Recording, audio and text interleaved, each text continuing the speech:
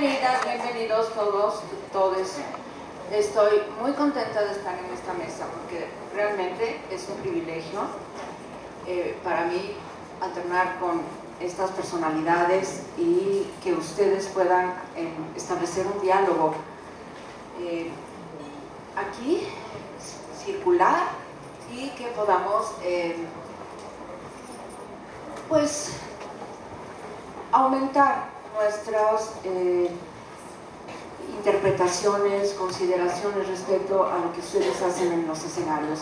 Entonces, sin más preámbulo, le voy a dar la palabra a Cés Enríquez, actriz, performer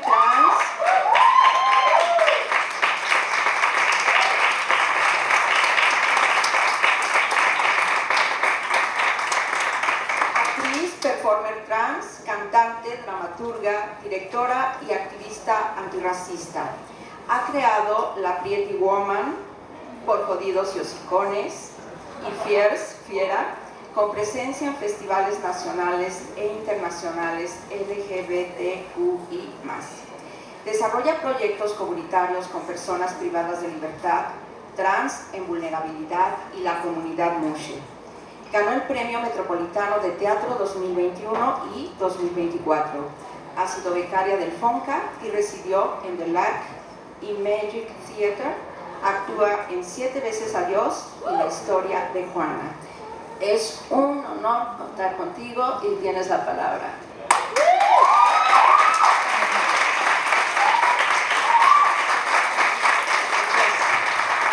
Muchas gracias. Híjole, no sé por dónde empezar. Creo que nuestra mesa tiene que ver justo con la importancia de las narrativas disidentes.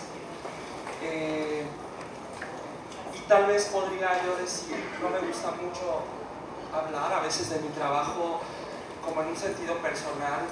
No sé si algunos de ustedes les ha tocado ver cosas de mi trabajo. Podría levantar la mano quienes conocen algo. Gracias. La gente que no, bueno, échese un clavado a ver qué encuentran. Pero lo que sí me gustaría decir es que en este camino de estos pues, casi 17, 18 años de trayectoria, desde que egresé del Foro Teatro Contemporáneo de Ludwig van Beers, fui de las afortunadas que tuvo oportunidad de estudiar con el maestro. Me tocó ver ahí a él a trabajar maravillosamente en Los Justos. En Noche de Reyes, y eso, o sea, desde que yo egresé de la carrera hasta la actualidad, digamos que algo que ha sido un sello de mi trabajo ha sido hablar sobre lo que a mí me interesaba, sobre lo que a mí me sucedía, sobre lo que a mí me dolía como persona LGBT. Estas historias de pensar que nuestras vidas, nuestras identidades no son importantes. A mí todavía me tocó esa etapa donde a veces nos decían nuestros maestros, bueno, sí, pero no me interesa que tú seas en ese momento homosexual, ¿no? No es algo que a mí me interese ver en un escenario, o sea, yo te quiero ver representando este personaje. Lo trataba de entender, pero cuando yo egresé, me di cuenta que el sello de mi trabajo era ese, el ser yo misma. El hablar de mis problemas, el hablar de mis conflictos personales, el ponerlos en un papel, el que cuando ningún director me hablaba para trabajar, decidí crear mis propios trabajos, decidí crear mis propias historias, y que eran historias que de repente me daba cuenta que compaginaban con otra gente, que otra gente decía, eso que te pasa a ti, también me pasa a mí, y nos pasa a nosotras, y a nosotros, y a nosotres.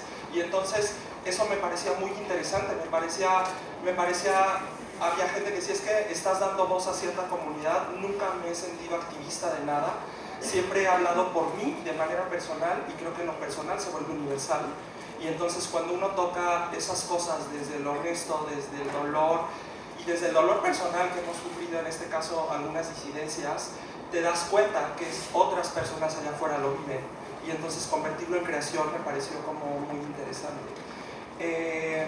Después me fui dando cuenta en el camino que eso no bastaba, que no solo no bastaba hablar de mí, ni de mi trabajo, ni de lo que yo estaba viviendo en esos momentos, sino que esas otras comunidades a las cuales yo les hablaba de repente tomaban vida, y casi me pedían que trabajara con ellas. Es decir, me pasó con la Pretty Woman. La gente que conoce la Pretty, es una obra que habla sobre una mujer trans. Cuando yo creé esa obra en 2016, yo no imaginaba en ese momento, yo me asumía como una persona no binaria y yo no sabía que iba a hacer una transición en mi vida, ¿no? Sin embargo, estaba muy latente y entonces yo me empecé a acercar con compañeras trans, con Kenia Cuevas, que es una, quien la conozca, es una activista que perdió a su amiga, que es una madre trans maravillosa, que en ese momento ella no era tan famosa, trabajaba en la calle todavía, hacía prostitución y aparte era activista. Y trabajé con Jessica Margen, que es una abogada, y con ellas construí esa obra, con la visión de una mujer trans joven, política, estudiosa, y con la visión de una mujer trans de la vieja guardia, que hacía trabajo de calle y que tenía toda esa vivencia, ¿no? Que había sido expulsada de su casa a los 8 años, que había tenido que hacer trabajo sexual desde los 10 años, etc. Entonces, con esas dos historias comencé a escribir la obra. Y cuando yo la estrené, la obra fue un boom, nos fue muy bien, estuvimos en muchos festivales nacionales e internacionales, en la Muestra Nacional de Teatro. Y después vino toda esta cosa que me parece también muy pertinente, de que había gente que me decía, es que tú no eres una mujer trans, ¿por qué interpretas una mujer trans? Y yo lo único que les puedo decir es que nadie sabía mi proceso interno, ¿no? Y nadie conocemos los procesos de nadie. Entonces yo al asumirme como una persona trans no binaria, a veces yo les decía, bueno, trans sí soy. O sea, no me puedes decir que no soy trans, solo que estoy en un terreno no binario. Sí, pero ¿por qué hablas sobre mujeres trans? Bueno, porque trabajé también con ellas, porque he convivido con ellas y porque no me estoy robando ningún discurso, sino que lo tomé de ellas, no me lo bajé de Google, ni me metí a la enciclopedia y dije trans, y lo copié. O sea, trabajé con esa comunidad, hablé con ellas, les di mi guión y casi ellas me daban check y me decían, esto yo no lo digo, o las mujeres, no, esto lo dice un gay, pero las mujeres trans decimos esto. Y yo, bueno, le borraba y le cambiaba, ¿no? Entonces, esas cosas, a lo que voy es que pasó, que llegó un momento donde yo sí ya me asumía más en mi terreno femenino y a veces yo quería decirle a la gente, es que sí soy, pero todavía no soy tan valiente ni tan cabrona para poder asumirme algo que la sociedad me está negando todo el tiempo. Entonces, lo paré un tiempo y después lo retomé. Hace poco retomé la Pretty Woman y para mí ha sido una de las funciones más hermosas porque fue la primera vez que la actué desde desde la identidad con la que soy congruente toda mi vida y con la que siempre he querido ser congruente y que hoy la vivo plenamente y felizmente. Y la obra tomó unas dimensiones increíbles. Incluso les puedo decir, los que la han visto, es una obra muy divertida, con muchos toques dolorosos, y cuando la ensayaba yo no paraba de llorar, ¿no? O sea, yo decía, ay, ¿cómo le voy a hacer para divertir a la gente? Pero a lo que voy es que me tocaba desde otras zonas, ¿saben? Y lo único que les quiero decir es eso, o sea, es muy importante por eso hablar desde esas cosas. Y eso, tener también mucho cuidado respecto a nuestras diversidades, respecto a nuestras identidades, sobre todo entre nosotros y nosotras y nosotros. Porque siempre he dicho eso, a veces entre la misma comunidad LGBT no está el enemigo. Nosotras no somos las enemigas. Hay otra gente allá afuera que sí está destruyendo. Hay un Trump, hay otra gente que está jodiendo realmente el sistema y que nos quiere joder a nosotros y nos quiere volver a tener en los márgenes y en la relegación. A esa gente es a la que hay que atacar. Entre nosotras, hablemos, hermanas. O sea, si la hermana está haciendo un trabajo que a mí yo digo, ¿por qué te estás metiendo en ese asunto? Pues voy y se lo digo. Oye, hermana, ¿qué está pasando? ¿Por qué estás así? ¿Qué estás investigando? ¿Con quién estás trabajando? No más que por afuera, la voy a funar, voy a decir eso, ¿saben? Claro, porque se ha vuelto eso. Entonces, solo tener mucho cuidado con eso. Y bueno, creo que otra cosa que... Bueno, ustedes me dicen el tiempo, ¿eh? ¿Sí? ¿Muy bien? Ok, perfecto. Y bueno, y por último, este trabajo comunitario que comencé a hacer con ellas, con mujeres trans, que era eso, llegar a la casa hogar, trabajar con ellas, crear con ellas, obtuve la beca del FONCA de trayectoria y decidí aplicarla en mujeres, en personas trans que habían vivido estados de vulnerabilidad por sus derechos humanos. Bueno, violando sus derechos humanos. Entonces trabajé en una casa hogar, la casa hogar de Kenia Cuevas, y creé con ellas una obra que se llama Noche de Reinas, que es una obra que se hizo con mujeres trans, a partir de ellas, a partir de sus historias, a partir de sus vidas, donde ellas eran las estelares, y fue una obra pues, que recorrió muy buena parte de los teatros de la Ciudad de México. Y la segunda obra que realicé fue Venda Mushe, que es trabajar con la comunidad Mushe del Istmo de Tehuantepec. Pasó exactamente lo mismo. Conocí a una activista trans, que es Jocelyn Sosa, y Jocelyn me conectó con la comunidad Mushe y el viaje fue alucinante.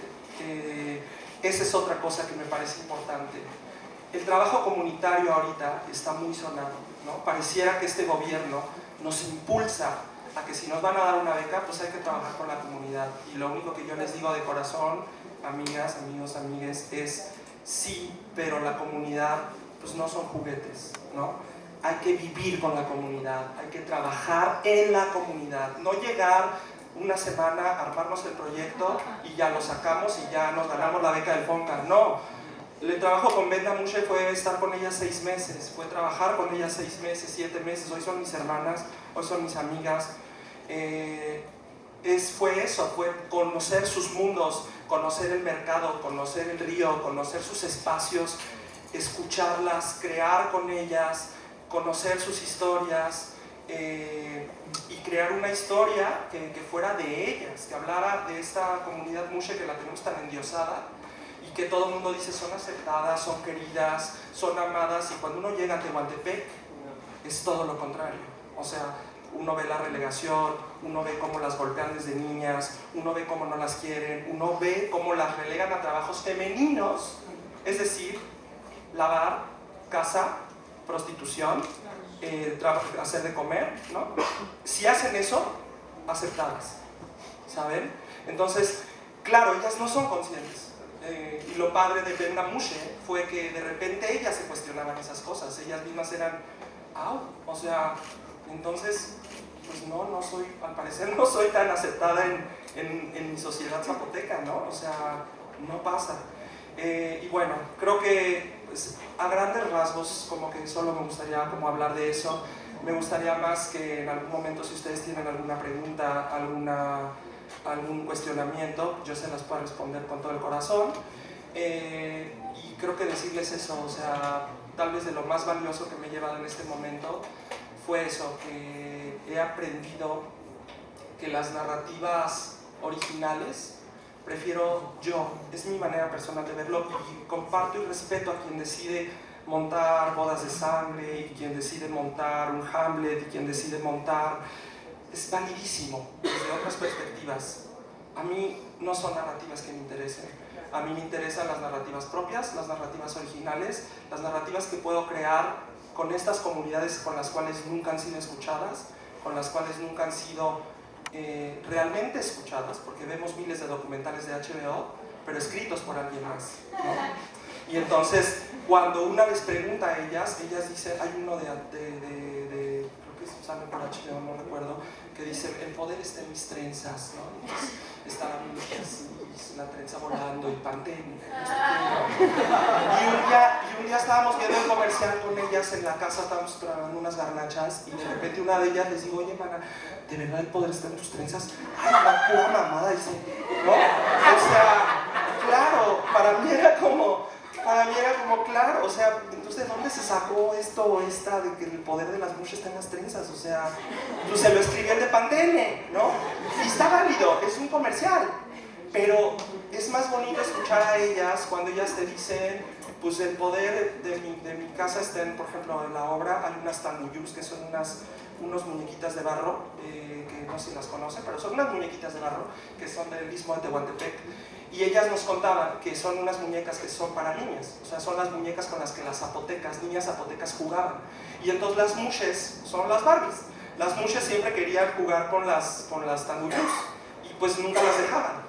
Entonces decía, el día que yo pude tener una tanguyo en mi mano y que yo la pude pintar con mis manos, para mí fue uno de los momentos más hermosos. Entonces, en la obra yo desarrollé todo el universo para que ellas, al final, cuando mueren, terminaran en una muñeca de Tanguyú, ¿no?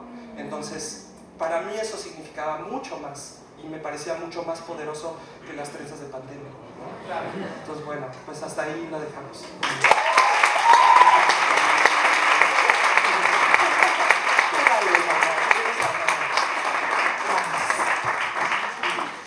Muchas gracias, Cés. Ahora tenemos la participación de Ania Atanasio Cadena.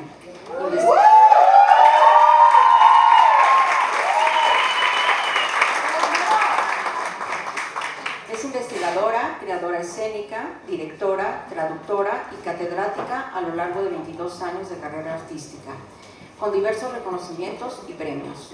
Ha trabajado en varias compañías nacionales e internacionales, egresada del CUT de aquí de la UNAM y acreedora de la beca Erasmus Mundus. Actualmente cursa el doctorado en la Universidad de Buenos Aires. Trabaja como docente en el CUT, en el área de cultura teatral. Como investigadora ha sido conferencista en diversos congresos nacionales e internacionales y ha publicado varios artículos sobre recepción espectatorial. Ha traducido a una veintena de teóricos y hacedores de teatro. Ha escrito más de una decena de obras de teatro y finalmente es activista trans. Bienvenida.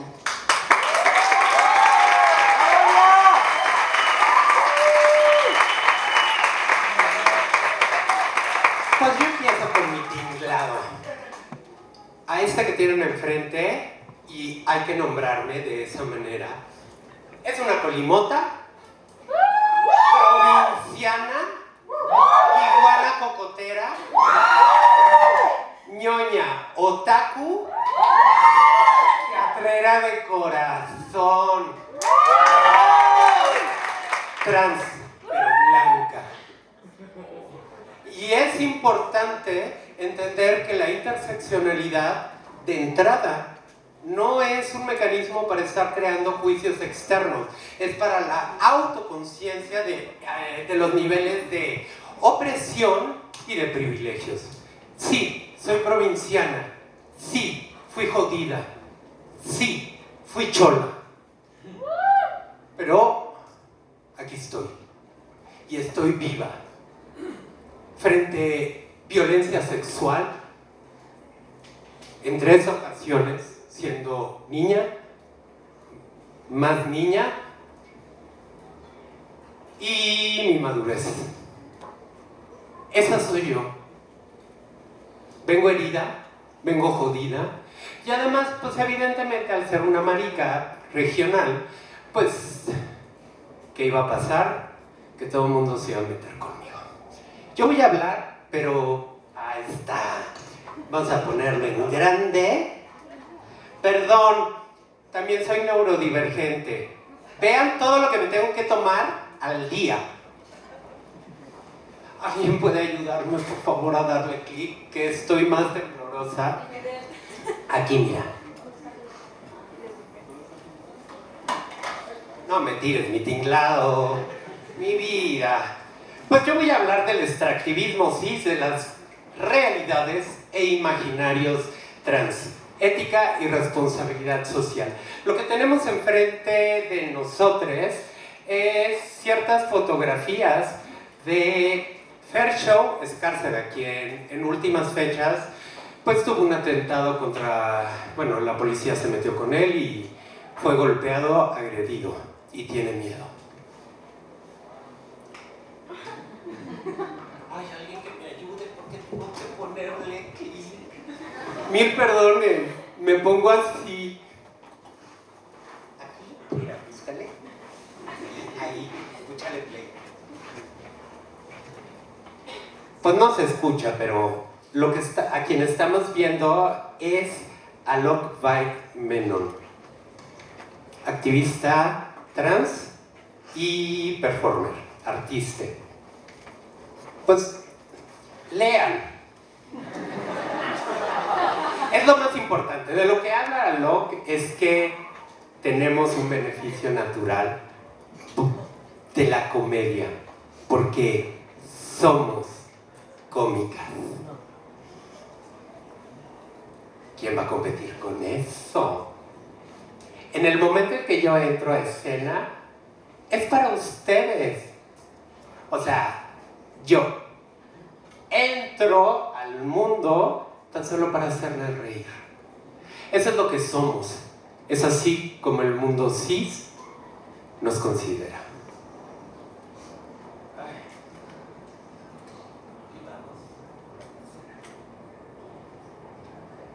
Ay, Dios mío.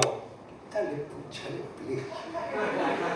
Y vamos a lo que nos truje Chencha. Artistas trans, queer, LGBTTIQ+. Tenemos, pues evidentemente, a Lucas Avendaño, tenemos a la bruja de Texcoco, tenemos a la fotografía de Fershow Escárcega, Gatito que pinta, y pues evidentemente Fabián Chaires. No podía faltar. Y por último, la icónica Romina Jauregui. Todas ellas, artistas trans, queer y algunas punk, en donde mostramos, me incluyo a nuestros listes, en este universo que nos convoca. Tenemos una manera de expresarnos, tenemos imaginarios propios, tenemos mundos posibles. Aquí hay una frase de Fershow Escárcega. Yo no sabía que estaba rompiendo las reglas. Al principio yo solo quería ser yo, y al notar que era diferente y que era señalado, excluido, criticado, censurado, grito por algo, negado, rechazado, es la historia de todas. Bueno, las que hemos vivido violencia. Decidí tomar esa identidad como mía, respetarla y construir de ella un discurso. Somos discursos en patas, discursos vivos. Nuestras cuerpas, nuestras historias son vivas. Y vivas vamos a seguir estando como chingados. Un poco para entender a nivel esquemático, mucho más academicista. Bueno, el pensamiento cis entraría dentro de las sexualidades digitales, mientras que todas aquellas pertenecientes a la comunidad LGBTTIQ+, existimos en las sexualidades analógicas. Tenemos siempre esta contraposición que generalmente dicha apuesta lo único que genera es distancias, y lo que genera también es frontera, y lo que necesitamos crear son puentes. No somos malas personas. Citando a mi hermana Cés, hay personas jodidas allá afuera que realmente merecen estar en otro espacio, y no generalmente nosotros, que nos estigmatizan tan solo por ser quienes somos. En donde, bueno, ya el malgenderismo, ya para qué les digo, y hablaré del cispassing. Quisiera hablar del caso King Kong Cabaret de Alfredo Hinojosa, que desde un pretensionismo intenta creer que nos entiende, y por lo tanto superficialmente, voy a las conclusiones. Tenemos una falta de autorrepresentación, porque evidentemente no podemos dejar de olvidar que el teatro también tiene implicaciones sociales. Si nos regresamos al origen helénico, lo que vamos a poder encontrar es que el teatro lo que configuraba era origen y sentido, porque era la experiencia viva de poder gozar sus dioses, de ver la encarnación de sus creencias. O sea, imagínense a Atenea ahí volando en medio de todo, en medio de truenos, porque realmente los helénicos tenían un buen sistema espectacular, y espectacular, por qué no decirlo. El teatro es social también. Podemos eludirlo, pero la responsabilidad ética ahí nos va a perseguir, y eso es cierto. Existe también una caricaturización, estereotipización y minimización de nuestras vidas. Imagínense Yo, antes de transicionar como chica trans, pues era género fluido. Vean todo lo que me tomo, carajo. Será mucho. Literalmente estoy más surtida que la farmacia de todos, del bienestar. Imagínense, el personaje de género fluido era una persona esquizoide que creía que estaba embarazada. Y yo dije, ¿eso soy yo? ¿A eso me reducen? Narrativas carentes de nosotras mismas. Siempre desde la victimización, siempre desde, ay, pobrecita de mí, mana, ¿qué va a hacer de mí? Cuando en realidad gozamos también y entre comunidad vivimos, nos aceptamos. Puta, se ponen buenas nuestras pachangas, de verdad, cáigale. Falta de vocabulario propio. Tenemos un argot, como ya lo citó la maestra Cés. Hay un vocabulario que nos pertenece, que es propio, que es de nuestra comunidad y que no le pertenece a nadie, ni siquiera a los gays. Nosotros convertidos en cuota de diversidad, ese es el gran pensamiento y la gran reflexión que quisiera yo dejarles a todos. ¿Somos cuotas? ¿O realmente hay un interés genuino e importante sobre nuestras historias? Porque créanme, la falta laboral de la comunidad trans artística es muy fuerte. Y aún así nos quitan los papeles que podemos hacer, porque no somos lo suficientemente mujeres ni hombres, por cierto. Faltan hombres trans, no binarios. Falta mucha comunidad aquí, pero estamos aquí por todes. Soy aniárquica también. Falta el compromiso con las otras, porque hay un compromiso ético. Somos loques, desviades, enfermes, exagerades, y por ello nos merecemos la extinción como la obra propone. Nel. Resistimos. Somos más atómicas que las cucarachas. Aquí vamos a seguir. No es que no estábamos y que salimos. No salimos de piedra, ya existíamos. Incluso vestigios antropológicos. Y estoy hablando de lo antropológico. No estoy hablando de lo contemporáneo. El caso Queer Love. Ese es el caso que más me indica. Porque es discurso o extractivismo LGBTTIQ+. Vamos a las conclusiones. Uso indebido de los documentos. Se hizo un casting. Muchas personas no quedaron. Y sin embargo, sus testimonios les fueron arrebatados. Nombrándolos. Nombrando sus historias en su ausencia. Invisibilidad de las cuerpas disidentes. Todas son bellas, qué maravilla, ¿no? Qué hegemónico. Digo, racializadas, muy diversas, pero ¿y las cuerpas gordas? Las pilosidades, como lo vimos con Alok. ¿Dónde existimos? Existimos una gran variedad y somos diferentes, no somos normativas. Disidencia y resistencia formal. Claro, está la forma, es muy bonita forma, conmueve y provoca. Pero nada más. ¿Para qué? ¿Cuál es el sentido total? Ciswashing, limpieza, preciosismo y banalidad. Hay un problema, y que me parece grave del caso de Queer Love, muy grave, y tengo que decirlo, porque si no se había dicho, hoy lo digo. De entrada, porque es una visión bastante cis. Hormonas, performance o vehículo del yo. Justamente cuando se presentó la obra, la comunidad trans no teníamos acceso a hormonas. ¿Saben lo que cuesta? Bueno, el Primogen, que es estrógeno, cuesta 930. Esto solamente es medio tratamiento para mí. Más estrógeno, pero en parches.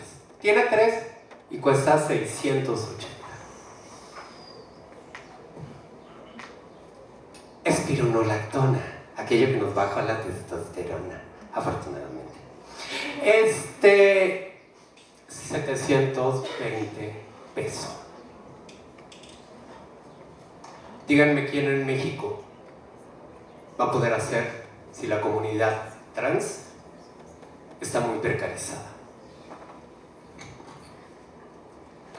Con dinero del erario, una sujete literalmente empezaba hormonándose. No somos un performance. Estábamos sufriendo disforia, estábamos sufriendo pánico. Entre nosotras las hermanas era, ¿traes Lanceto? El Lanceto cuesta 900 y algo. Que era en ese momento el tratamiento que yo llevaba. Y no tenía acceso. Y la disforia era horrible, llamero. ¿Apoyamos o usamos las economías trans? ¿Qué somos? ¿Uso mercantilista para el mercado cis? Me niego. Si van a hacer uso de mí, de nuestras historias, páguenme. Créeme, les contamos historias y hay muchas manes. Christopher Caro, voy a citar un ejemplo de lo que sí me parece que es maravilloso, que es un dramaturgo chileno, Sandy Boquita. Te lamería tu halitosis y cada una de tus tapaduras dentales. ¿Sabís? Si yo tuviese que entregar mi corona, te la entrego absolutamente a ti, por tus emprendimientos, por visionaria, porque en la vulneración una necesita amigas para quemar, amigas para inundar, y yo contigo, Boquita, quemaría con la sal del mar a tantos.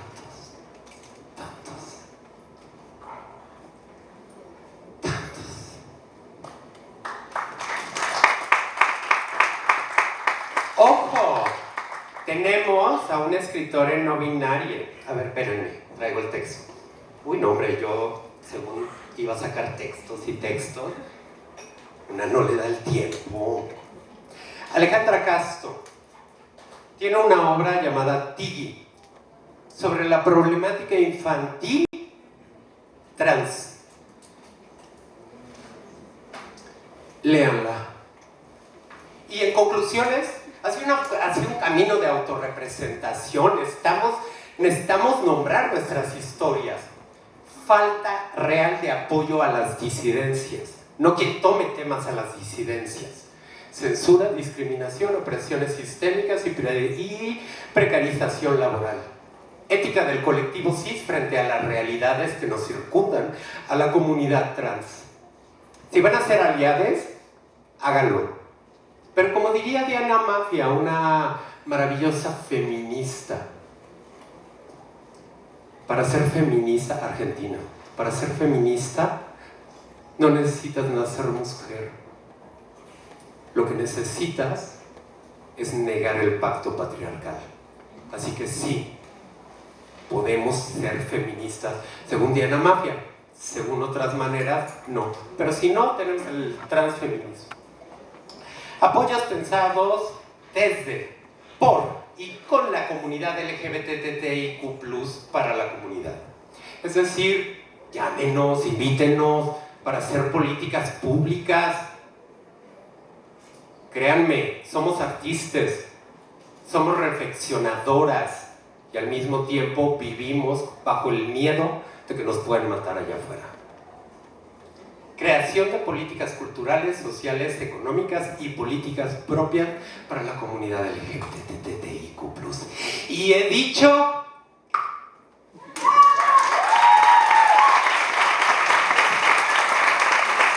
Mil perdones, pero no como hablo.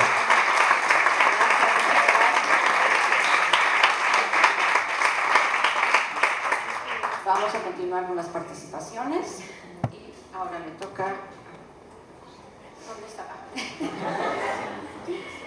El turno es para Lucía Leonor González, escritora, dramaturga, docente y esquizofrénica. Isadora, doctora y maestra en Historia del Arte por la UNAM, licenciada en Comunicación Social por la UAM y pasante de Literatura Dramática y Teatro aquí en la UNAM. Miembro del Seminario Permanente de Estudios de la Escena y el Performance.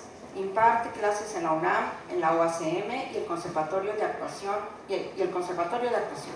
Reflexiona sobre cómo el arte enfrenta catástrofes y genera nuevas comunidades, explorando a potencia de las contranarrativas de historias silenciadas.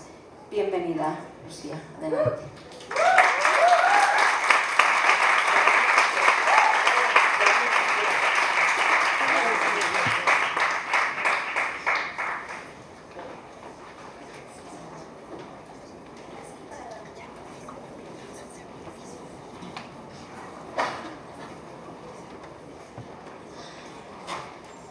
Hola, buenas tardes.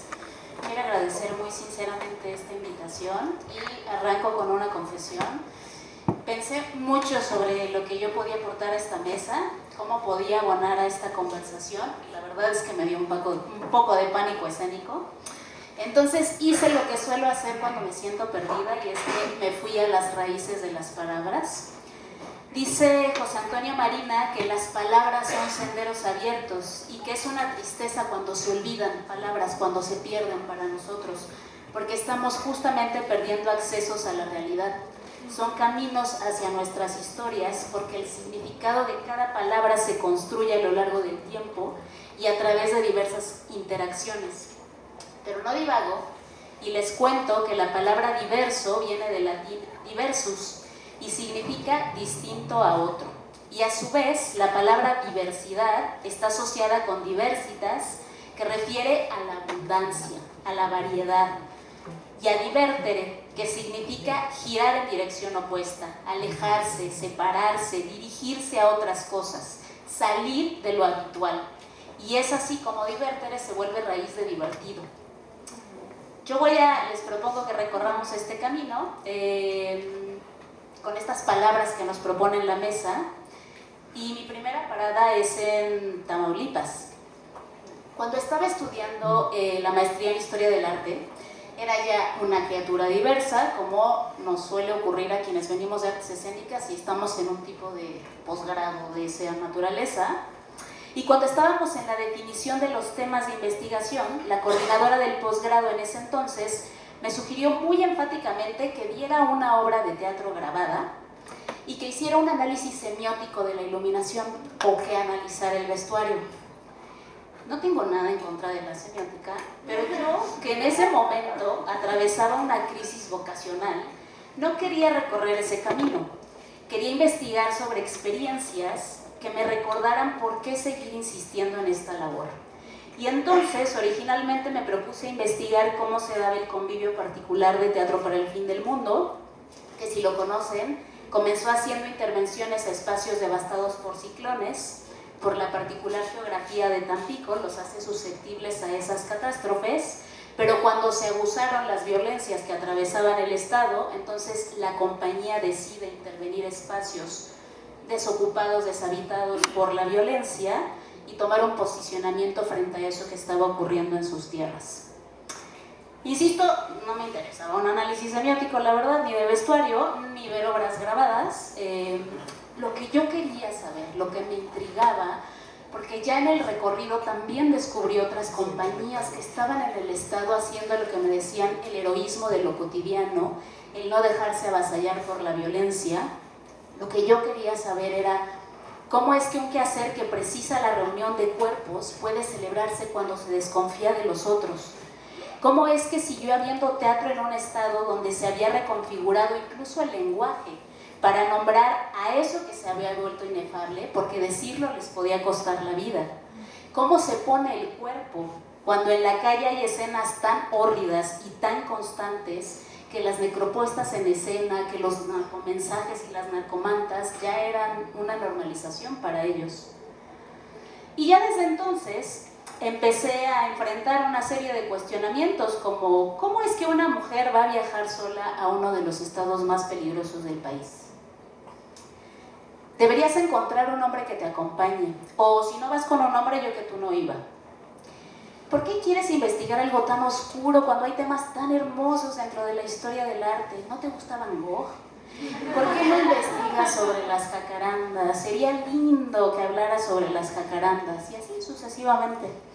Pero yo no quería sumergirme 2 años en Van Gogh y las jacarandas, que me gustan, sí me gustan. Y me dispuse a recorrer Tampico, Ciudad Victoria, Nuevo Laredo y Matamoros. Pero desde que llegué a Tamaulipas surgieron las especulaciones respecto a mis verdaderos motivos para realizar esta investigación. ¿Qué haces aquí? ¿Por qué te pones en riesgo? Seguramente estás enamorada de alguien de aquí, ¿verdad? Si no, no hubieras venido. Claramente para esa persona que me interpelaba, la única razón que justificaría que una mujer hiciera esa investigación tan atípica en historia del arte era porque estaba enamorada. ¿Por qué traigo a esta mesa este suceso de mi periplo investigativo? No solo porque es una experiencia donde me alejé de una serie de expectativas de lo habitual, sino también porque siempre habrá prejuicios que tendremos que enfrentar cuando nos salimos de lo esperado, de lo previsto, de lo normal, entre comillas. También porque en principio parto de que todas, todos, todes somos investigadores, independientemente de que nos asumamos como tales. En la configuración de lo que hacemos hay siempre una labor investigativa muy intensa, que es también abundante y variada, como la diversidad misma, que es racional pero también experiencial, que nos permite profundizar en eso que queremos compartir, encarnar personajes, construir realidades otras, la tarea de hacer visible la posibilidad de traer al aquí y a la hora una experiencia, un acontecimiento, una configuración de realidad diversa, atraviesa un proceso investigativo, pero proviene de un impulso que no necesariamente es del orden del discurso o de la razón. Les quiero compartir otra palabra, ya sé que yo soy muy aburrida, pero esta palabra es hermosa y mi tutor de la maestría y el doctorado, que se llama David Gutiérrez, y esa palabra es desenfado. El desenfado es ese estado en que el cuerpo nos sorprende, se desata, dice David. Se suelta lo apretado del cuerpo y se manifiesta en nuestra piel esa alegría, ese temor, el nerviosismo. No hay autocontrol posible. Nos experimentamos como cuerpo, no como deberes seres, no como imposiciones. Hay impulsos que nos vibran en la piel. Cuando yo quise hacer la investigación en Tamaulipas, no sabía bien cómo la iba a sustentar argumentativamente y metodológicamente. Me sirvió mucho esto que Sueli Rolnik propone, que es pensar al cuerpo como un territorio vibrátil, pensarlo como un sismógrafo. Hay que dejar que las fuerzas que nos atraviesan vibren en el cuerpo, dice Rolnik. Y si sumamos a David con el desenfado, él dice, el desenfado que me interesa es el que se vincula al ejercicio de proveerle sentido a la vida. Entonces creo que hay aquí una invitación muy potente y pertinente para este espacio que estamos compartiendo. Hay que dejarnos movilizar por lo que nos afecta en el mundo, y esa afectación se manifiesta en el estremecimiento del cuerpo. La posibilidad de crear otras realidades, de visibilizar otros procesos, de que se puedan separar de los caminos habituales, pasa por entender eso que nos cosquilla en la piel, a esas picazones cognitivas, dice Didan Weekend, esas urgencias que no lo sueltan. En otra parada de mi viaje a Tamaulipas, llegué a un espacio que se sostenía a pesar de las amenazas y del cobro de piso. De verdad, hacen una labor muy, muy valiente. Y después de entrevistar al creador, me invitó a ver un ensayo de su compañía. Me preguntó que, pues, por qué estaba investigando esto, ¿no? Que qué rara y qué curiosa era mi investigación. Y yo le dije, bueno, es que soy una persona de teatro, hago teatro, soy dramaturga. Y bueno, los teatreros, debes saberlo, ejercemos el oficio desde muy distintos lugares. Y él, que parecía que ya me estaba entrevistando a mí, me preguntó, pues, ¿qué obras has escrito? A lo mejor hasta las monto, ¿no? Y estaría padre. Y bueno, yo le contesté, pues, casi todas las que he escrito son sobre asesinos seriales. Es una obsesión muy malsana quizá que tengo. Pero tengo monólogos sobre estas mujeres griegas súper potentes que han sido metamorfoseadas, y también tengo muchos cuadros sarcásticos donde me burlo de la lealtad, la tristeza y un montón de cosas. Y me respondió, uy, no, eso yo no lo montaría. No, yo pensé que escribías obras de amor. ¿Qué no es eso de lo que más escriben las mujeres? ¿Por qué No tengo nada en contra de las obras de amor, por cierto. George D.B. Overman dice que se suele menospreciar el potencial de la emoción cuando sería necesario entender que a través de este se puede estremecer y conmocionar el orden mismo del mundo. Y por eso enfatiza que deberíamos de pensar en la emoción de una manera interdisciplinaria. Y tiene un texto que a mí me encanta, y dice hay que convocar a arqueólogos, arquitectos, sociólogos, y menciona un montón de disciplinas, y nunca piensa en la gente de artes, y nunca piensa en la gente que hace teatro. Y eso me sorprende porque es un oficio que constantemente les demanda que seamos capaces de ponernos en el lugar de otros. Y no creo que haya una vocación más empática que esa. Mi segunda parada es en Sinaloa. Mi investigación de doctorado fue sobre contranarrativas de memoria de personas desaparecidas. Y aquí fue muy importante entender cómo las emociones pueden generar nuevas formas de aprender esas historias, esas contranarrativas que se alzan para contravenir un discurso criminalizante. Cómo se pueden generar vínculos distintos, cómo se pueden aprender de nuevo esas historias que cansan, aburren, duelen y no queremos ver. Y este fue otro momento de, ¿pero por qué ese tema? ¿Por qué no mejor investigas a los artistas que han producido a partir de esas ausencias? ¿Qué tiene que decir alguien de teatro y de historia del arte sobre esta catástrofe nacional? Y yo preguntaría, y les extiendo esta pregunta, ¿no es el terreno de la representación un campo muy fecundo para nosotras, nosotres, nosotros, que constantemente ejercitamos la capacidad de encarnar a otros?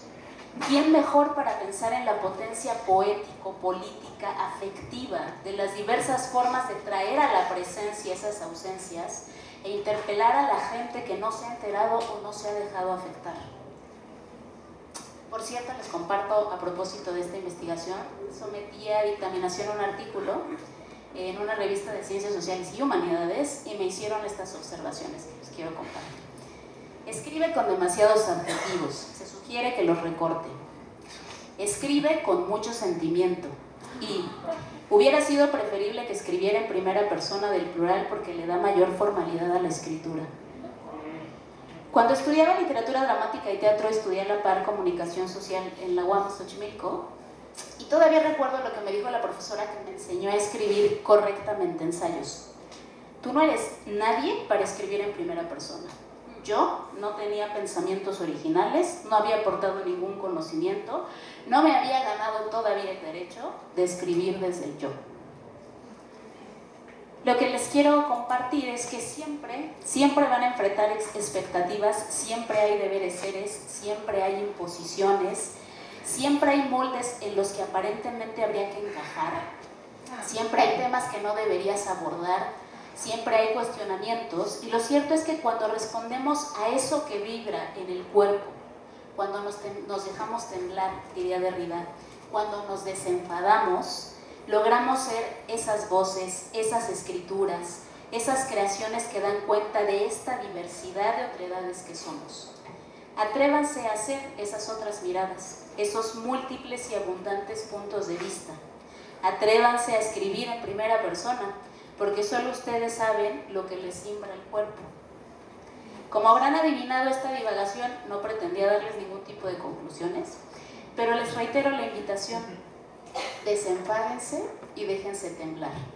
Sean investigadores de sus inquietudes, de sus anhelos, escriban sobre eso que les pone la piel de gallina, sobre lo que los estremece, lo que les cosquillea, lo que les efervece.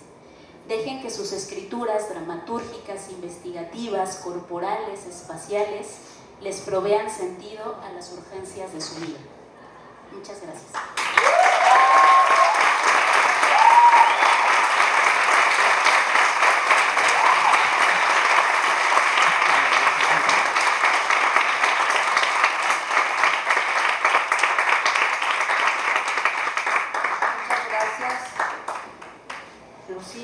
Y vamos a cerrar con broche de oro esta mesa con la participación de Mauricio Rico.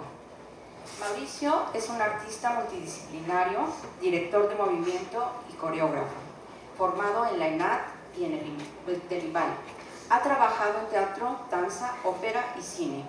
Se ha presentado en festivales en España, Francia, Chile, Ecuador, Brasil y Cuba.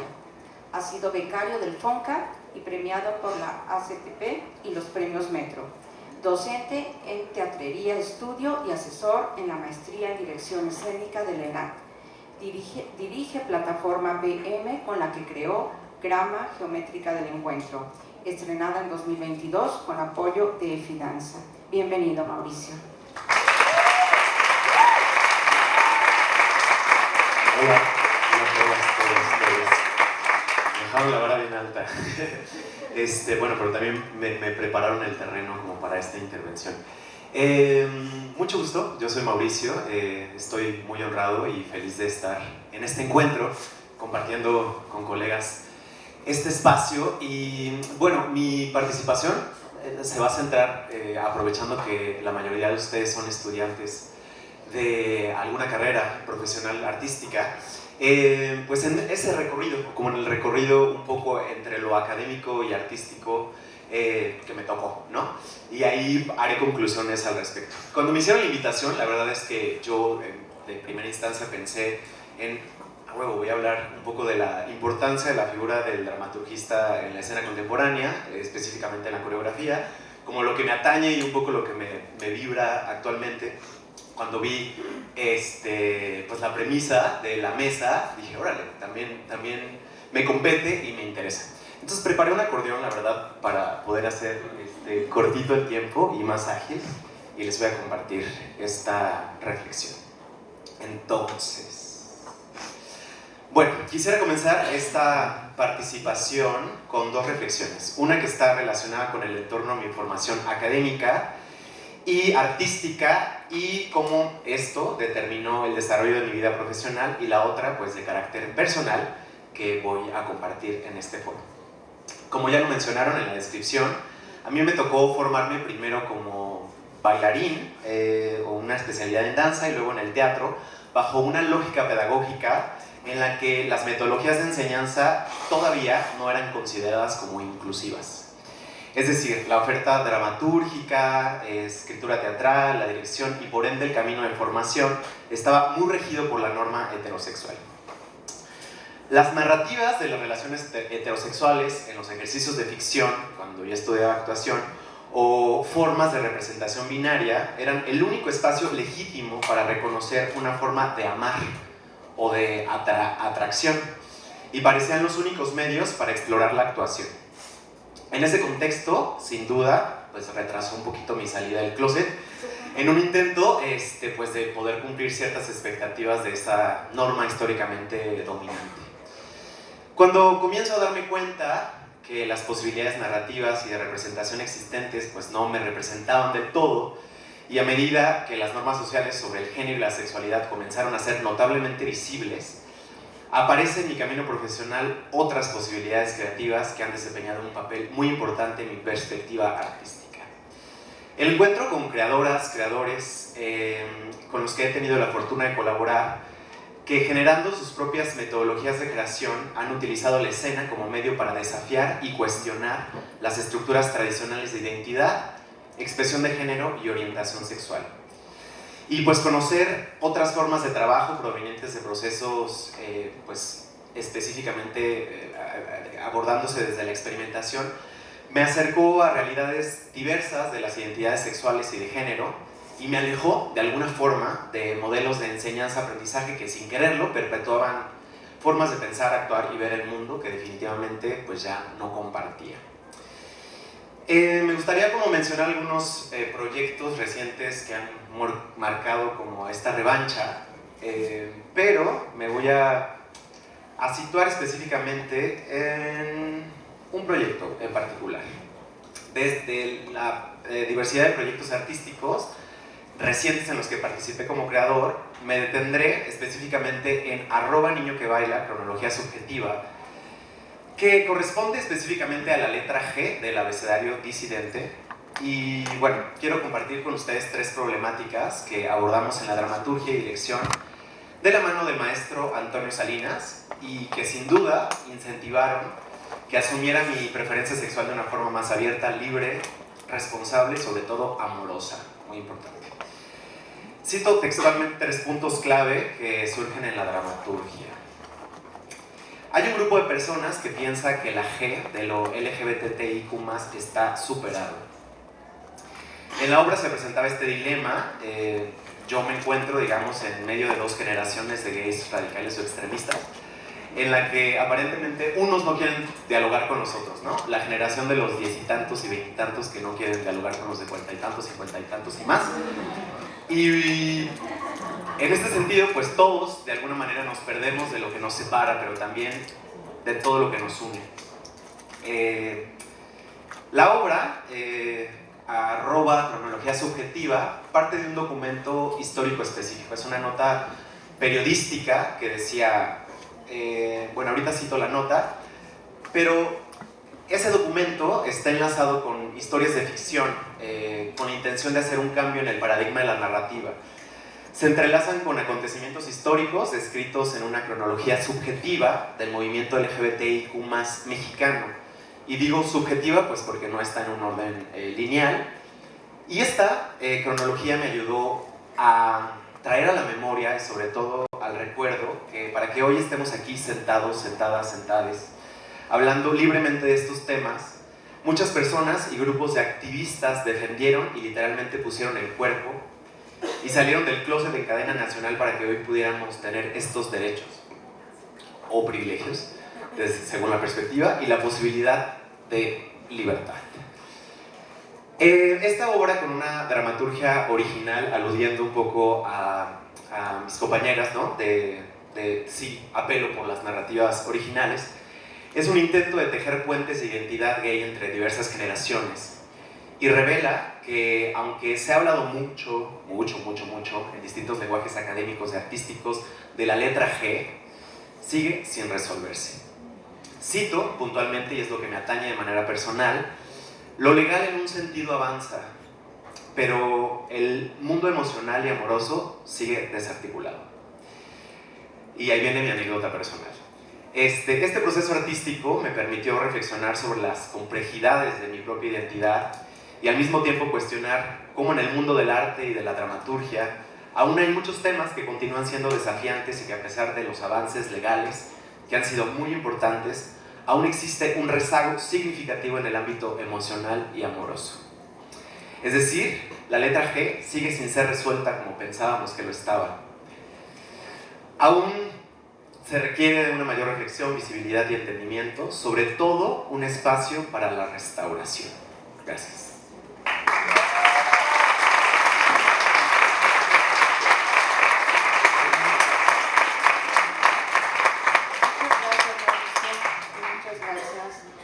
Por las participaciones. Creo que esta mesa de dramaturgias y diversidades tiene un hilo conductor fundamental, que son las identidades.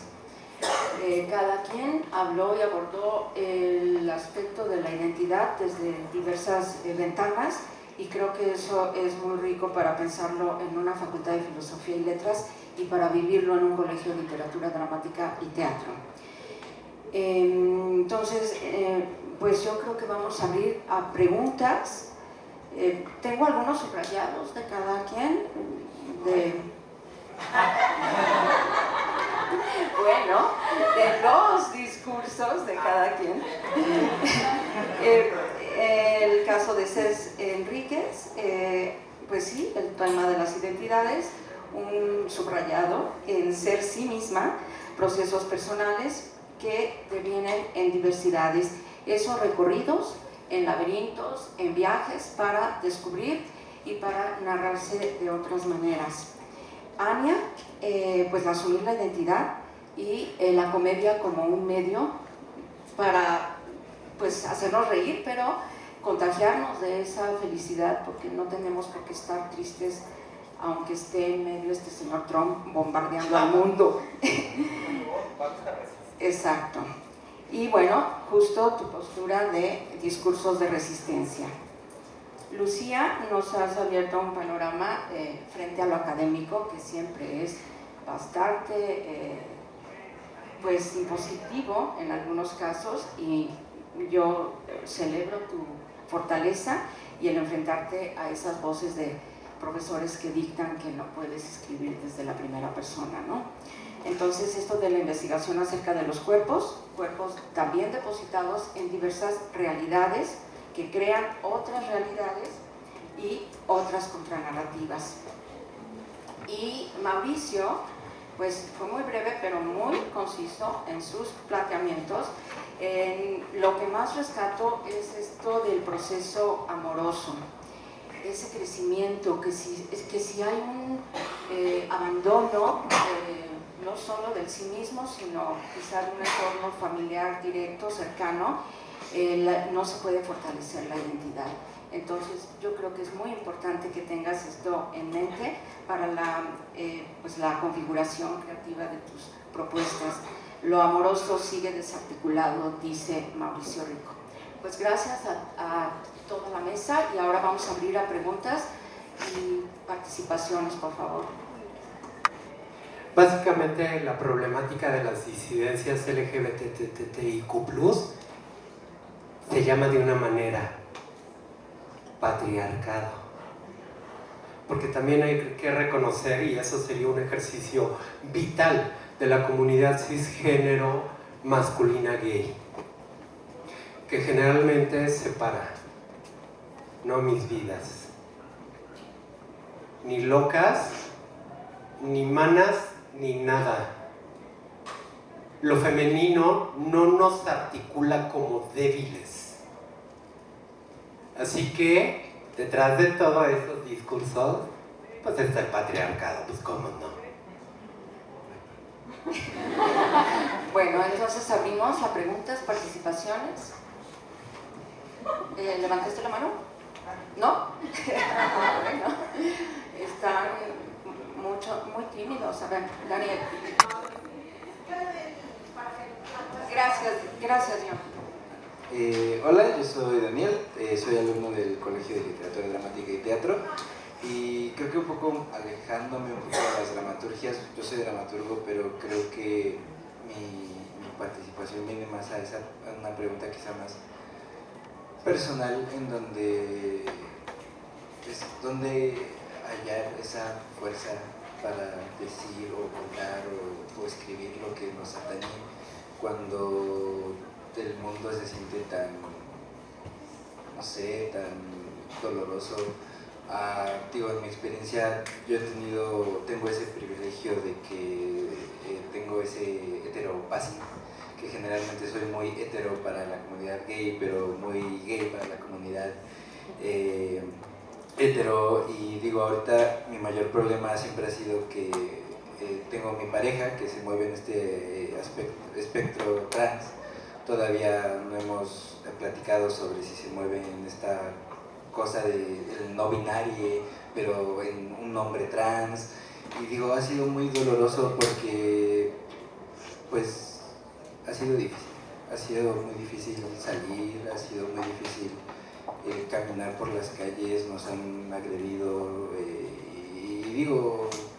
es muy doloroso, y no saber hacia dónde hacerte, no tener las instancias para ver o acompañar a la persona que amas a que pueda tener los procesos que le gustaría. Pues sí, es eso, donde hallar esa fortaleza que poco a poco se va apagando, ¿no? Y que a pesar de que no es mi problema, lo vivo con mi pareja, y que es muy, muy doloroso. Querido, ¿cuáles son tus pronombres? Él está bien. Gracias. A ver, yo te diría algo que yo he encontrado, yo como Ania, sujeta. La comunidad. Entre más me acerqué a mis hermanas, me sentí más protegida. Sentí que podía hablar, que podíamos generar un pensamiento propio, y que al mismo tiempo podíamos generar redes de apoyo. Y así es como hemos construido, y así es como hemos subsistido toda la vida. Entonces, agárrense, creen su propia pequeña comunidad al interior de la comunidad. busquen sus espacios seguros, háblenlo. Y si tienen que hacerlo, griten, quemen, pero díganlo. Que las injusticias, sobre todo a la comunidad divergente, a la comunidad LGBTTIQ+, vivimos todo el tiempo. Hay otras más sectorizadas y más violentas. Pero acuérdate una cosa, y en ese sentido cito, y nos ponemos de pie a la gran y grandísima Mackenzie Ward, que es una, pues, transfeminista australiana. Decía que el género en realidad pareciese ser que es una sola cosa, porque todo se basa en la genitalidad, ¿no es cierto? No, corazón. La propuesta de género de la work es muy simple. Una, el género que yo me imagino, el género per se y el género que se genera en la otra persona. Es decir, el género es mucho más complejo de lo que pudiésemos hablar. Y de hecho hay que entender una cosa, género está dividido en 4. Y esas 4 partes pueden convivir de maneras disímiles.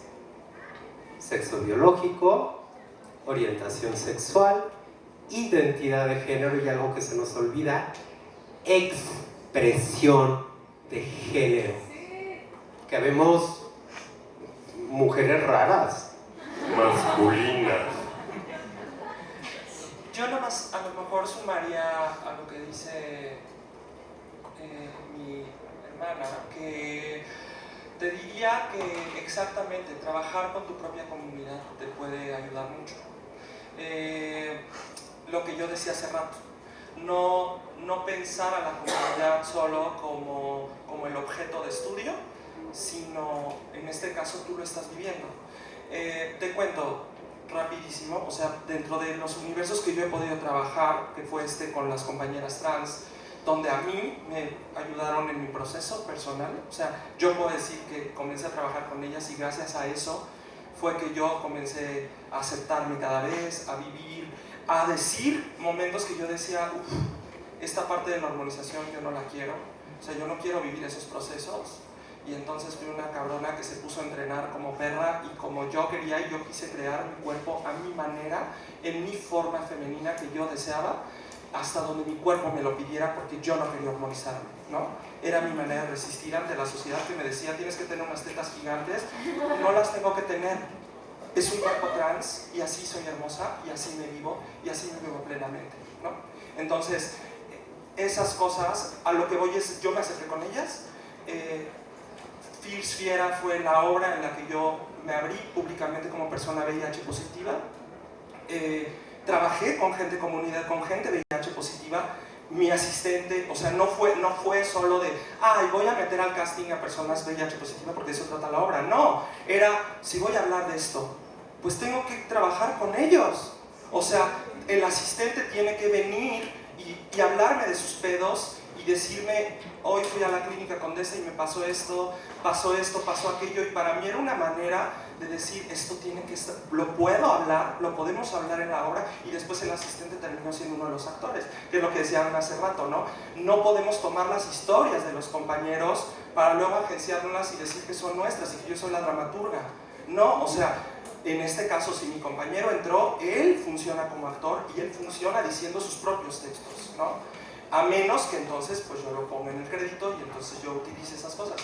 Pero creo que es eso, ármate tu grupo. O sea, algo de Fierce fue eso, que éramos un grupo de maricas, todas lesbianas, trans, no binarias, bichosas, todas trabajando juntas, ¿sabes? Y fue una obra poderosa que creó un universo muy poderoso y que nos compraron farmacéuticas para hablar sobre un tema de VIH que nos parecía muy importante.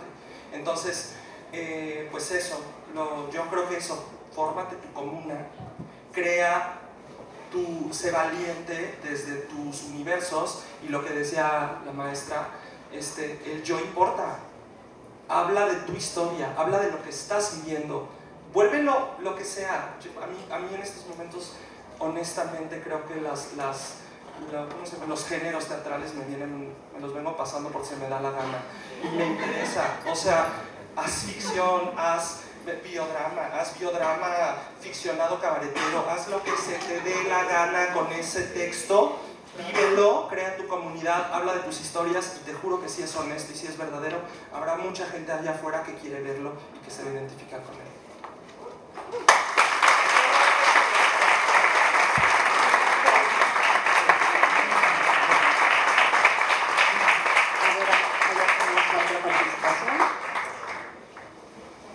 Y acá a Isa y allá. 1, 2, 3, 4. Sí. Hola, yo soy Mirena y tengo una pregunta para todos ustedes, y es que si han visto, observado, experimentado, o sea, cuando han trabajado con la gente que han trabajado en sus proyectos e investigaciones, que hay una brecha generacional entre las personas de diversidades sexuales y de género, que sí hay, o sea, si hay un diálogo, comunidad, o si hay una brecha clara generacional, por ejemplo, en los públicos, los espectadores, y si hay un diálogo, o sí, ¿cómo abordan eso? ¿Quién quiere responder?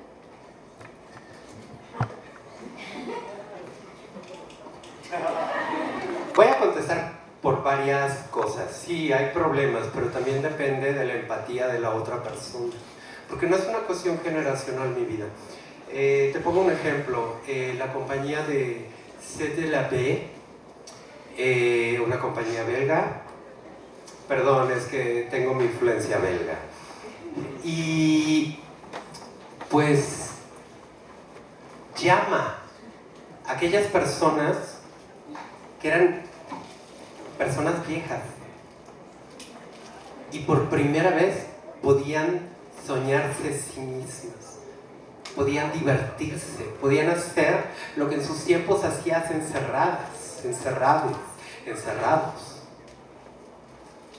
No tienes una idea de lo que era Perfume de Gardenias. Era una maravilla, si quieres luego te paso el video, pero ahí está la potencia, en acercar. Yo parto de una idea básica. A ver, te explico. Con peras y manzanas. Si ya la segunda vez es necedad, ya digo, ay, mi vida, pues entonces ya te ayudé. Y fíjate que hay mucho, digo, ya tienes internet como para estar buscando.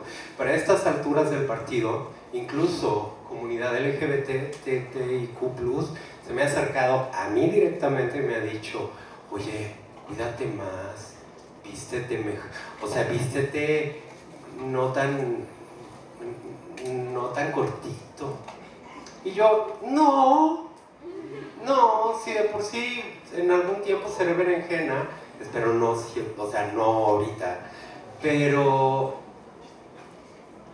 qué mejor manera que eso, ¿no? Decir, infórmate y poder elaborar, pero también crear un diálogo. Primero un espacio de diálogo. Si ese espacio de diálogo se cierra, entonces tampille. Lo siento por ti, mi vida, pero pues ponte a estudiar. Pues sí, una no está como para resolverle el mundo a las demás personas. También es importante, los mecanismos están. Si quieres acercarte, acércate a la comunidad. Que se acerquen. Y ojo, la comunidad que nos precedió es aquella que nos da voces. Gracias a, o sea, ustedes tienen mucho más derecho de lo que yo tuve en mi época, ¿eh? Y tuvimos que luchar y tuvimos que sobrevivir. Yo nací en el 79, corazón.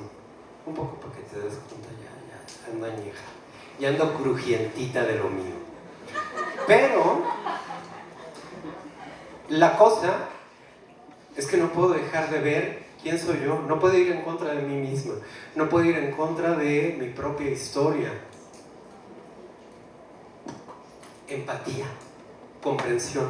Por cierto, el acto de mayor amorosidad que podemos tener con lesotres es preguntar, oye, ¿cuáles son tus pronombres? básico. No podemos asumir el género, así como lo expliqué con la Mackenzie Work. Acuérdense, el género que ustedes se generan de mí misma no necesariamente es, pero existe.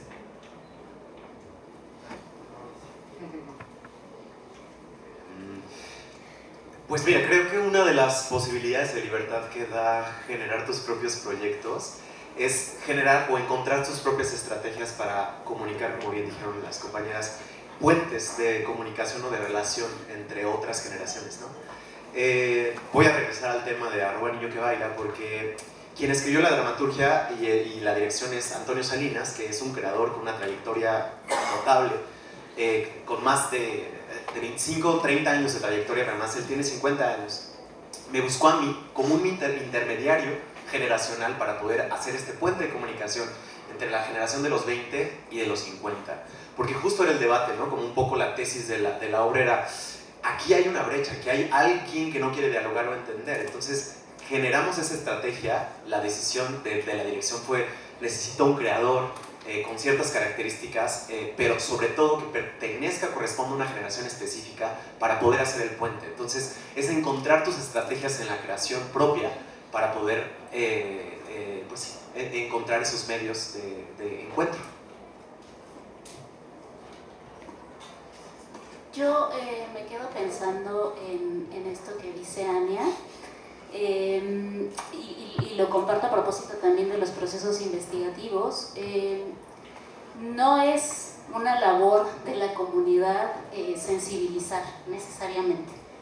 Creo que ya enfrentan bastantes luchas y lo pienso a propósito de las madres buscadoras que hemos acompañado. O sea, no tendría que ser su labor estar diciendo, oigan, es que aunque sí fuesen criminales, hay que buscarlos, o sea, la gente no debería desaparecer. Pero sí es labor de quienes nos sentimos interpelados insistir, encontrar formas de visibilizar los temas, encontrar nuevas narrativas, hacer visibles las contranarrativas.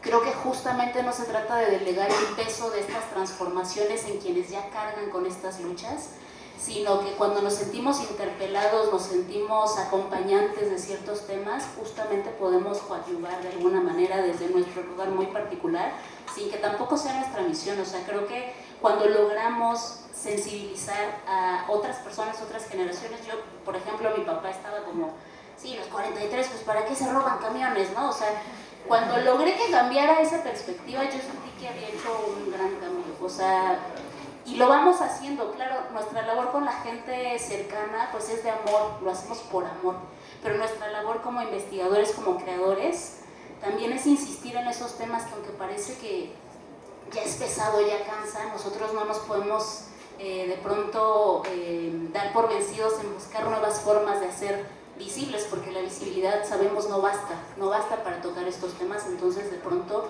desde nuestros lugares como creadores insistir también.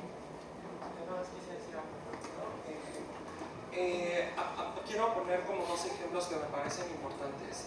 Uno en la zona inversa, es decir, ¿qué pasa cuando de repente tú en tus discursos, y digo, yo soy una mujer de 42 años, cuando tú en tus discursos de repente te topas ahora con generaciones de 20, ¿no? Y que de repente nos pasó, por ejemplo, en Fierce, ¿no? Que de repente van, ven la obra y me acusan de quererme meter en un terreno del ballroom cuando yo no hacía ballroom ni hacía Vogue. Entonces fue a la inversa, ¿sabes? Era como que fue un proceso en el cual yo trabajé con Madre Mantis, trabajé con gente que hacía voguing, trabajé con este grupo de maricas, VIH positivas, y pareciera que eso no era importante, sino era importante que yo no hacía bien el passing y el dog face, digo, el dog walk, ¿no? O sea, parecía que eso era lo importante, y yo decía, bueno, sí, pero no, porque compañera de 18, de 20, lo que dije hace rato, entiende que yo no soy la enemiga, ¿no? Si el discurso fuera un discurso erróneo, un discurso que yo le decíamos después afuera, es que la obra es sobre VIH, y luego todavía ella nos dijo, bueno, sí, tu VIH muy bonito, pero de ballroom no hay nada. Y yo, ¡au! sea, la que está atacando eres tú. Entonces, por eso digo, lo quiero ver a la inversa, porque pareciera que de repente las generaciones abiertas y LGBT somos las que no entienden, los mayores no nos entienden y la gente mayor con la que trabajamos no entiende nuestros procesos y de repente a mí me puede alguien seguir hablando en masculino, aunque ya se lo dije 2 veces, ¿no? Etcétera. Pero también nos pasa a nosotros a la inversa, ¿no? Y luego voy a decir el otro caso, por ejemplo, y lo pongo muy claramente porque así sucedió, el caso de esta obra, ¡ay! Se me fue el nombre, la que hablabas también sobre VIH, que fue muy famosa, que dirigió... ¿Mande? Junio del 93, sí. Yo recuerdo mucho que cuando la fui a ver, fue una obra que me movió mucho en muchos sentidos, pero sí me pareció algo raro el discurso en un momento, ¿no? Y lo voy a decir porque sucedió, que era, no sé si la vieron, los actores tenían esta posibilidad de desprenderse, ¿no? Entonces de repente era el actor hablando de esta obra, de este escritor, pero de repente el actor se salía y el actor decía Junio, eran un grupo de actores que estaban montando esta obra y entonces ellos hablaban con el público y hablaban de esta manera, rompiendo la cuarta pared, etc. Y entonces hay un momento donde el personaje dice, tengo veneno en la sangre, estoy envenenado, me va a morir, esto, ¿no? Y todas las catástrofes del VIH y del SIDA. Y yo recuerdo que cuando yo la vi, yo pensaba que el director iba a hacer un rompimiento y iba a hacer eso que había hecho toda la obra. Y decir, esto se pensaba pues en los 80s, ¿no? Cuando Junio vivía. Actualmente hay otros tipos de medicamentos donde la gente con VIH no muere, puede vivir su vida, pero Junio lo pensaba así y regresar a la ficción. Para mí, eso hubiera sido maravilloso porque había una reescritura por parte de Luis Mario, había una reescritura y no sucedió. Cuando yo lo vi, recuerdo que sí fue doloroso y dije, oh, bueno, me voy a casa con esto, ¿no?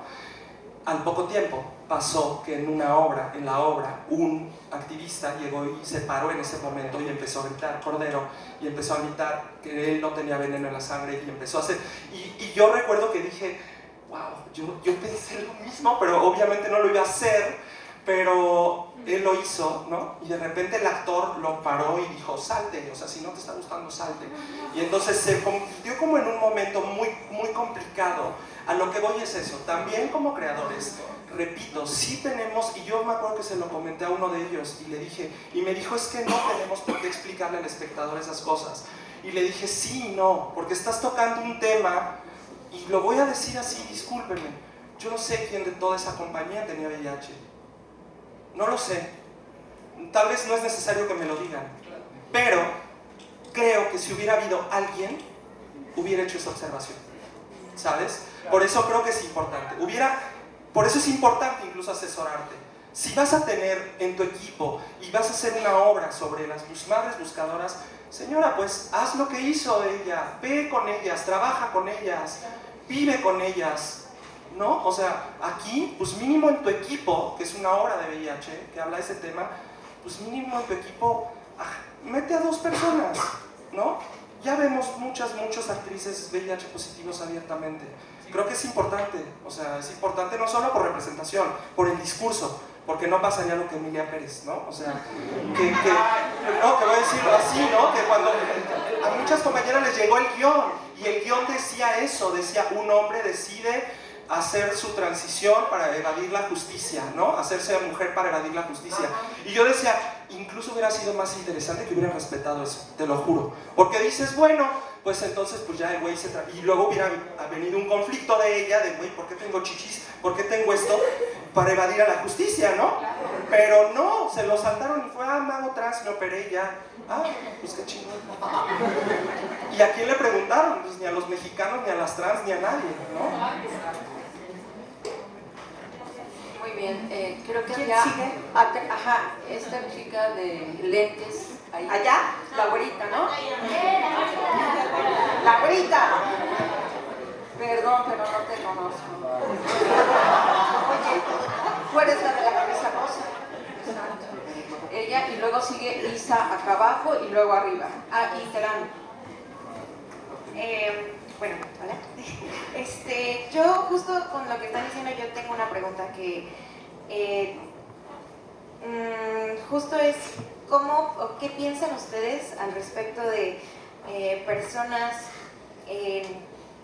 cisgénero representando a personas transgénero, ya sea en películas o en obras, y también preguntarles, o sea, qué piensan al respecto, por ejemplo, en la escuela, ¿no? Hicimos una obra y varias tuvimos que representar a hombres, ¿no? Entonces ustedes como personas trans, si a ustedes les preguntaran o les dieran eso, ¿cómo sería o cómo funciona? O no sé, ¿qué piensan al respecto de eso? Y también lo digo como muy desde la ignorancia, porque no sé, y pienso que también son temas que, o al menos a mí, me dan como miedo preguntar, ¿no? Como por cagarla. O sea, es como, o sea, como que me da tanto, o sea, quiero respetarlo tanto que no sé cómo acercarme, no sé qué tipo de preguntas tengo que hacer, o en qué, o a lo mejor que lo que pregunte la otra persona me lo pueda tomar como a mal y que sea ofensivo y que yo lastime a esa persona,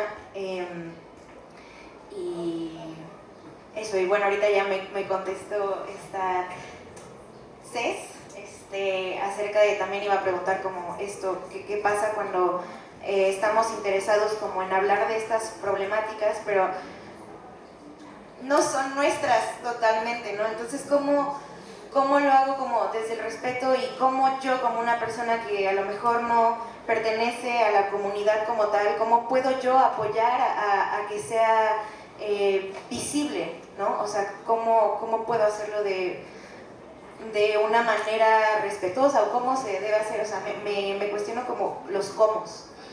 Yo te quiero tal vez contestar dos para también dejar a las compañeras que quieran hablar del tema. Una, la cuestión del respeto y de la manera en la que lo estás haciendo es exactamente como lo estás haciendo ahora. Siempre decimos nosotras preferimos que nos pregunten, siempre. Igual que cuando yo trabajaba con mis compañeras, yo siempre preguntaba todo, desde a veces sus pronombres. Y esperemos que pasen rápidamente a lugares para poder cerrar. Gracias.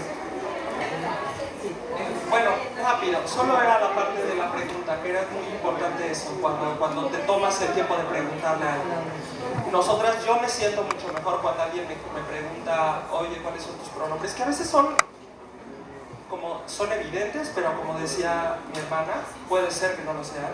Y digo evidentes porque pues, mi expresión de género es femenina, y entonces es raro, ya no me sucede comúnmente, pero es raro que alguien me hable en masculino, ¿no? Pero me refiero a que de repente es muy claro que te lo preguntes, ¿no? O sea, preguntarlo, yo prefiero 1000 veces cuando alguien se acerca y me dice cuál es tu pronombre, o me dice, oye, dices, perdón, ¿cómo te nombro? Ah, en femenino, gracias, y gracias por preguntar.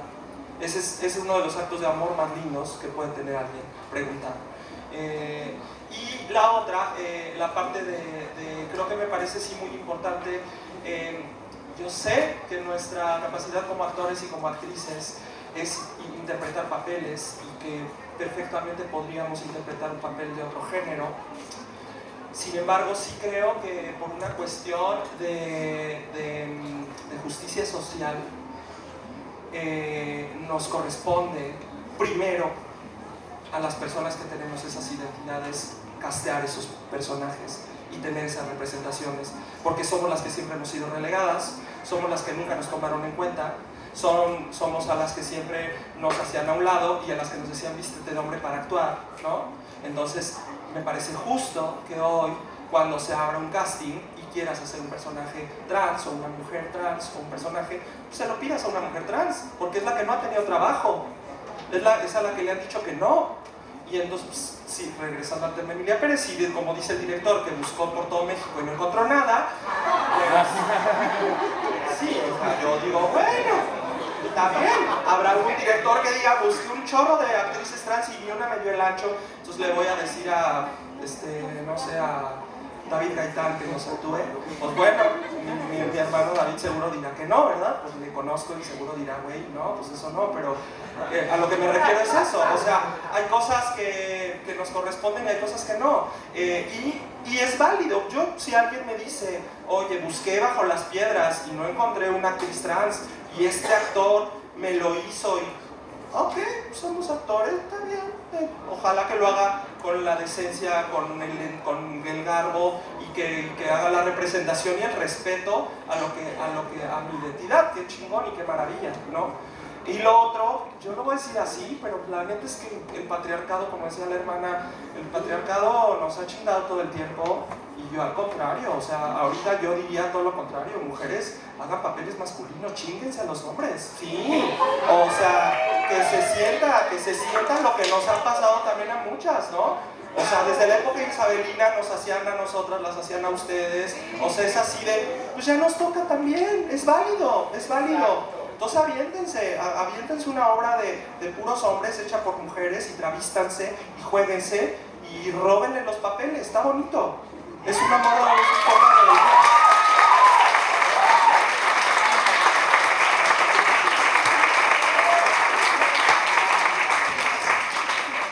Pues yo voy a continuar con mi hermana, porque algo que me parece fundamental es entender la precarización económica que vivimos la comunidad artística trans queer. Eso es muy importante entenderlo. Y también hay que entender cuáles son los mecanismos, cuáles son las vías y también los resultados económicos. Perdóname la vida, pero si va a haber una película, va a haber presupuesto, castea trans, castea hombres trans, porque no se ha hablado del tema de los hombres trans. Ojo, pero existen los hermanitos. Que tengan mayor cispassing no significa que no existan. Existen, ¿eh? Y les voy a nombrar nomás por justicia social, ¿verdad, Manuel? Entonces, es una cuestión de justicia social, pero también de visibilidad social. Acuérdate que cualquier producto cultural va a determinar la visión social de dicha identidad. Es fundamental, y yo diría fundacional, ese hecho. Hemos recibido, diría Camila, con palabras travestidas todo el tiempo. Pero, por justicia social, pues, denos trabajos y somos buenas, hay buenos actores trans. O si vas a utilizar una narrativa que es propia de nosotros, pues acércate. Es así, desde esa amorosidad. Si es escolar, tiene otro tipo de particularidades, porque se entiende, pues, es un ejercicio académico y formativo. Pero por eso hablo de entender el contexto para poder valorarlo y poder redimensionar política, culturalmente, económicamente, geográficamente y socialmente. Ojo, porque somos seres complejos. La realidad misma es más compleja que las arañas. Entonces, desde ahí, desde esa empatía, desde ese respeto, si vas a escribir historias de trans, pues o te asesoras o también hay escritoras trans bien buenas que pudieran crear un universo. Ahora existen afortunadamente mayor cantidad de dramaturgas que antes, ¿ok? Ya estamos hablando de mucho antes. Pero lo importante es también poder generar de esto, de este otro lado, este lado que sí existimos. O sea, sí somos brilludas, sí somos chuscas, sí somos de todo y torcidas, harto. Pero lo más importante es que eso no nos quita derechos humanos y no nos quita el derecho de la autorrepresentabilidad. Ese es fundamental y no nos la pueden arrebatar. Ya se las arrebataron ustedes, mujeres. Bueno, es momento de crear colectividades y poder defender también estas otras narrativas, estos otros espacios, porque tenemos mucho que decir. Y nuestro mundo, créanme, no solamente gira en torno a nuestras historias, también en nuestros imaginarios, en los mundos que usábamos para escapar de la realidad. este mundo de Oropel, este mundo mágico que nos recuerda muchísimo a Blanca de la Madera. O sea, me parece maravilloso. Porque somos así, somos flamboyantes, petillantes, pero no nos vamos a quedar otra vez en el closet metides. No, salgamos, cuestionémonos y al mismo tiempo acerquémonos. Finalmente somos una sociedad, sí, muy diversa, pero somos una sociedad, no manchen, pues, funcionemos como comunidad. ¿Que el teatro no se hace en comunidad? Es fundamental. Si entendemos eso, entonces también podemos entender el pensamiento social.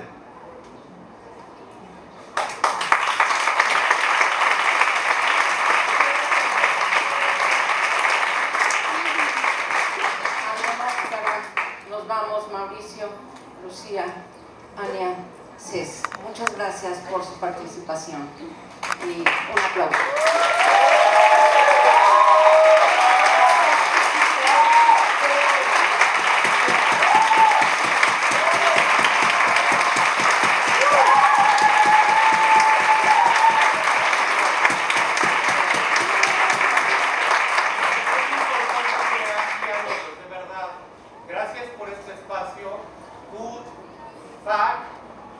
Cátedra Bergman, Cultura UNAM, todas las personas, gracias por esta oportunidad y gracias por darnos este espacio de autopronunciamiento que falta nos hace.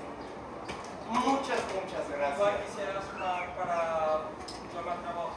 Bueno, voy a estar en la pero cualquier cosa, acérquense a nuestras redes. O sea, creo que muchas de nosotros estamos abiertas en redes sociales que las usamos para miles de cosas, pero yo @soy Cés Enríquez, en cualquier lado me encuentran, en Instagram, todo. Pregúntenos si quieren saber algo, si quieren conocer algo, si quieren saber un poco nuestro proceso o les interesa alguna cosa como estudiantes que quieran saber. Con todo gusto soy de las que contesta, soy de las que puede recibirles un mensaje, contestarles con ojo de corazón. Si quieren ir a vernos al teatro y agarrarme allá afuera y saludarme, también me refiero a los cuestionamientos, sepan que no somos, aunque